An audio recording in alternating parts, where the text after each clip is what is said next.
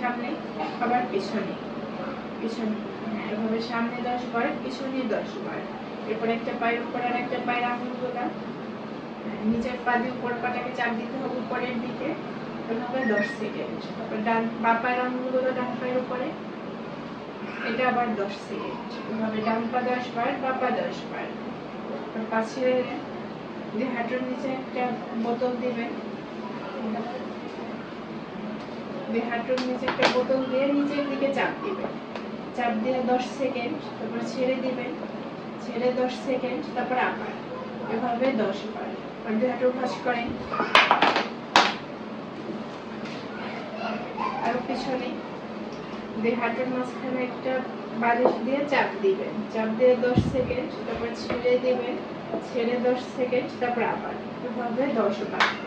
ওকে, এখানে আর পাতাটা হবে সামনে পিছনে নেবেন, সামনে আবার পিছনে, স্লো এভাবে সামনে 10 বার, পিছনে 10 বার। তারপর নিচে রাখুন, পা নিচে রাখুন,